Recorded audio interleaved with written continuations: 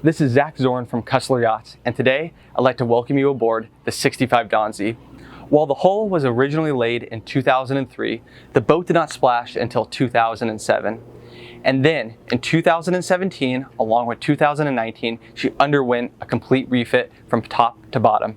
Everything that you can see and can't see has been touched, replaced, and refurbished. Why don't you come on aboard and let me show you what makes our Donzi so special. One unique feature is the fact that the house came off a 73-foot Donzi, which gives unprecedented amount of space both in the salon and for the flybridge, which you'll see later.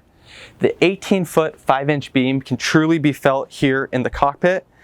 This teak was all new in 2020, and all of the white all grip and non-skid was repainted in 2017, and the hull was repainted in 2020.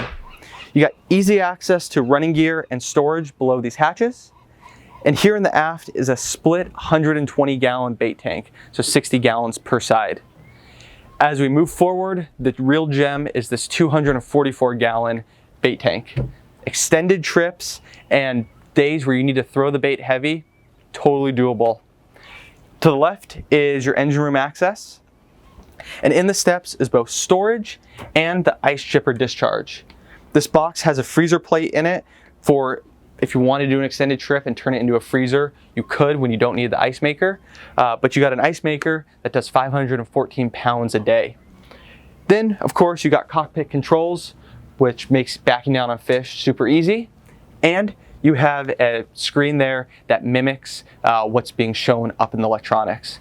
So let's go up into the flybridge and check out the Furuno electronics package that includes an Omni Sonar. The first thing that you'll notice when you come up to the flybridge is just how much space there is. It does not feel like you're on a 65-foot boat. You got 3 helm chairs that are nicely laid out for a full vantage point.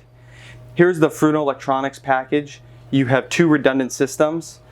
The boat has a satellite phone built in. It's got a dispatch radio, a 4-foot and 6-foot Furuno open array radars for redundancy, a stabilized FLIR night vision camera.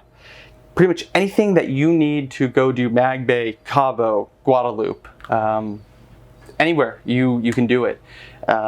Moving forward is the seating for at least 8 people around a very large table. And this is again where you feel the benefit of having a 73-foot house on a 65-foot hull. There's a chest freezer mounted back over there for extended trips. Then you have a chart area here, just miscellaneous storage. Underneath the helm is a captain's dream. It's easy to get to everything. You can sit down in there, rewire, whatever you need to do, so easy access. Let's go downstairs and we'll check out the engine room and then also the interior accommodations. In the engine room, you'll find a pair of extremely reliable Cat 3412Es. These engines have a little under 3,000 hours on them, 2,900 and change. Flanking both engines is a set of 27.5 kW Cummins Onan generators. Forward of the engines are twin quick gyro stabilizers. The biggest difference between these and the Seakeeper is the fact that these are air-cooled, while Seakeeper is water-cooled. As you'll see, just aft of the starboard engine is that Furuno Omni Sonar. And there's plenty of space to work in this engine room. I'm 5'10" and have significant amount of room to go when it comes to standing up in here. Mounted on the forward bulkhead is a water maker. Batteries are all fresh. The bow thruster was new in 2019. Batteries are brand new in that as well. This boat's ready to go. It is spotless down here. You've got to come see the boat to really appreciate the attention to detail, but the boat is absolutely perfect. Anything that was related to a fuse when the boat was built has been switched to a breaker, so everything's brought up to modern standards when it comes to the electrical and wiring. It truly is a gem. So let's head topside and we're going to check out the 4 staterooms and 3 heads that the boat has to offer. Coming into the salon, you're greeted with a large L-shaped couch to the starboard side with a table that raises and lowers depending if you want to eat dinner or just have appetizers or hors d'oeuvres. Forward of that is a wet bar with sink. And then you make your way into the spacious galley. Plenty of cabinet space. If you want an espresso machine, the current owners have one of those. Plenty of room to have on the counter and still do cooking. Ample storage space. There's a microwave mounted above the electric stove. And then coming through the galley is a custom-built refrigeration system that again takes a nod to long extended trips down south or pretty much anywhere you could think of going. Going back to the unique features of the boat are the auto tinting windows. So if you need a little bit of privacy and want to close the boat up for the night, all you have to do is press a switch and the windows will tint themselves. You want to see what's going on outside? Flip up a switch and you're right back. We're going to go head downstairs to the staterooms and the heads. Come on. Coming down the stairs on the starboard side, you are greeted first by the master. It's nearly a full beam master, so you get ample space. The lighting is very bright and warm. Of course, there's an ensuite head with shower and a small entertainment system mounted there on the bulkhead. There's both his and hers closets with plenty of storage space for both clothing and other belongings.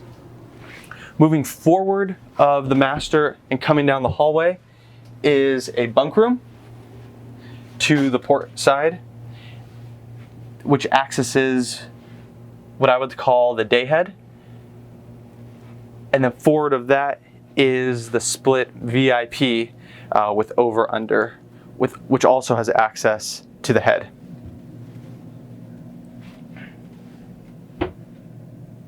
As we come back down the hallway, we have over-under washer dryers.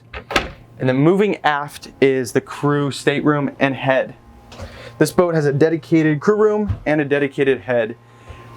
As you'll see, there's two berths, which could be one for a captain, one for a deckhand, or if you want to run two deckhands, they could both be here as well.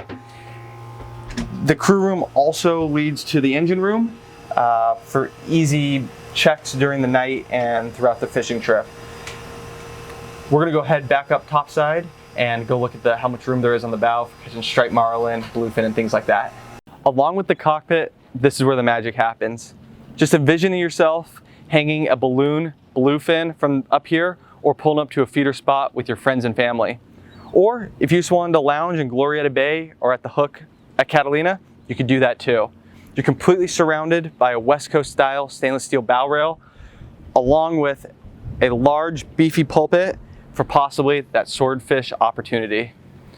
Photos and videos do not do this boat justice. I encourage you to come down to the Konakai Marina and let me show you the intricacies that make this boat so unique. Give me a call today, 760-815-8866, and let me show you what makes her special.